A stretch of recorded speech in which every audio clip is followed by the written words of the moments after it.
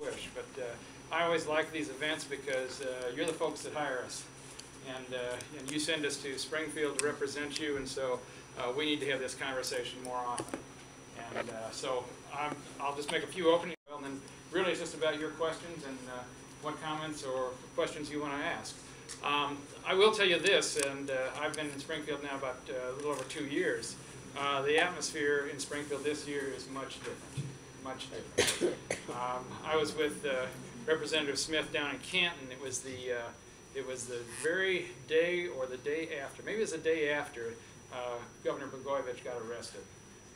And we had a big crowd in the Baptist church there. They were getting ready to announce the Cook medical device facility that was going in there, and I made a comment, just really kind of off the cuff, saying that Mike and I had to go to Springfield. We had a little cleanup work to do, and the place went nuts, and they clapped, and so I went back to Canton and spoke at the Chamber of Commerce shortly after the impeachment trial, and I said, well, we got our job done. So people across this state were so relieved, as we were, to get a new change in Springfield, because I can't tell you just how repressive it was. And my wife would say to me, gosh, you just don't look like you're very happy.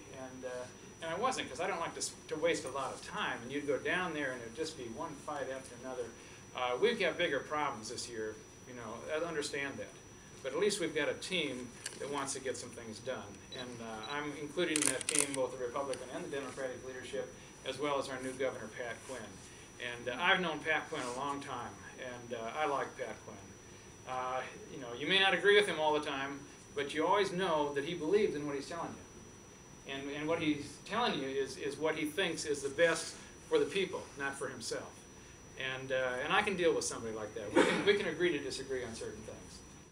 And Mayor Dunn for joining with me this evening. I think town hall meetings have a rich history and the history of our country, really, as kind of grassroots democracy, and I think they're always a good opportunity to kind of give you a little report, at least from my viewpoint of what's going on in Springfield. But more importantly, I think we can get some dialogue going and hear what's on your minds, and just give you a kind of a brief summary of what's going on in Springfield.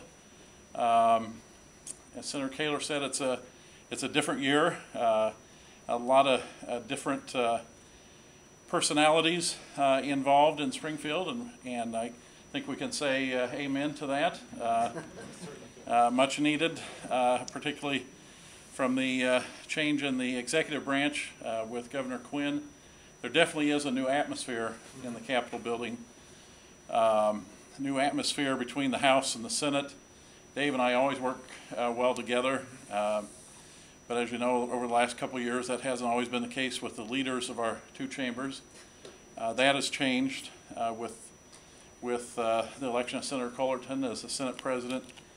And then, of course, Governor Quinn taking office now just, about 6 weeks ago.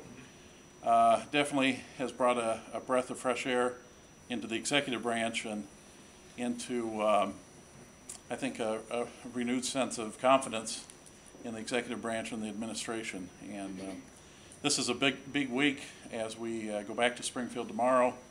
On Wednesday, the governor will give his budget address. And of course,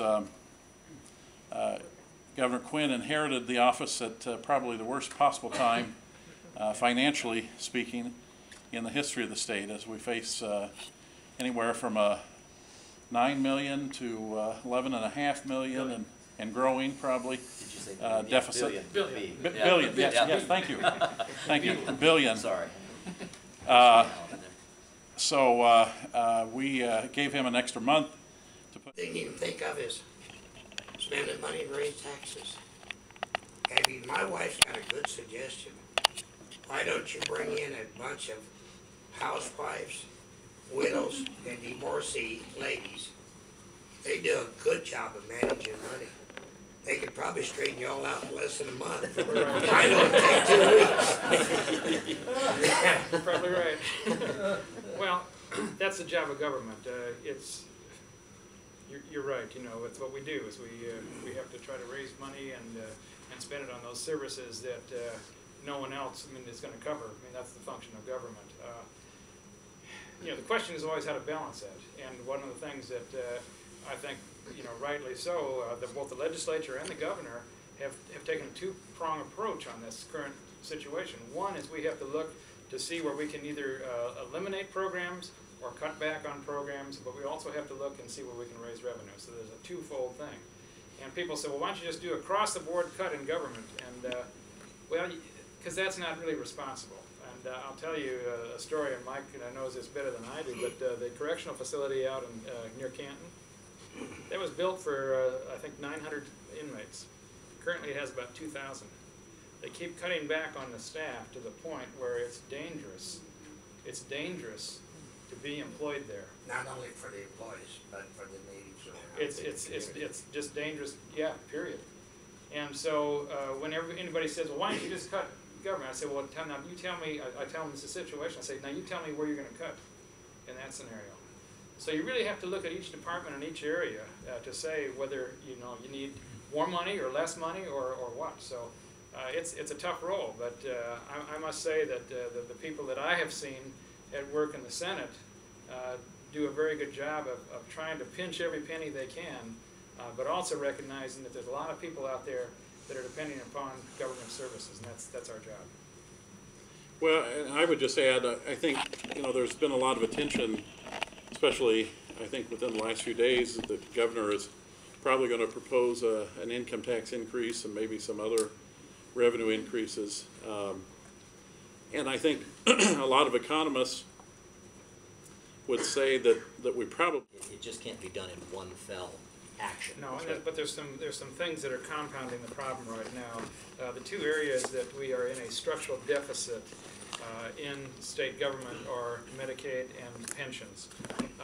And this year, you know, the pension debt was refinanced some years ago, back in the Edgar administration. And what happened is that we are now ramping up. There's a steep payment at the end of that term, which almost double or triples the amount of payment that we were making before, and that's where we are right now. So I think one of the things we have to do is we really have to refinance our pension debt, because under state law, when we have a debt that we're trying to pay back on the pension, we pay 8%. If you basically use some of the revenues to float bonds, we might be able to get the bonds at 5%. So that difference between 8% and 5%, when you're talking about billions of dollars, means quite a savings. So there's some talk about that. On Medicaid, Mike mentioned Medicaid. You know, it's horrible. It's unacceptable the way the state does business as a deadbeat. I mean, we're, with some groups, 7, 8, 9 months behind on payments. There are pharmacies that are having to close their doors because they can't make it with what's owed them. I think that's the first thing we have to do, and the federal stimulus money gives us an extra 10% incentive if we agree to be no more than 30 days on any payments that we have. And I think that's the way we should do business. We shouldn't you know, force companies to go bankrupt because they do business with the state. So those are two areas that are critical to the budget. The pension issue is huge. And not only do we have this huge ramp up, but we also are losing revenue. We've lost value, of course, as any of you have a 401k or any type of savings or investments, and so that is making that even worse. And I agree with Senator Koehler. We have to take a look at that. We had a bad track record in the state of funding our pensions during the Thompson years in particular, and 15 years ago, the legislature enacted a plan to pay back the pensions over 50 years. But in their infinite wisdom at the time, since neither one of us were there, we can say that, Yeah. they set small payments for the first 15 years.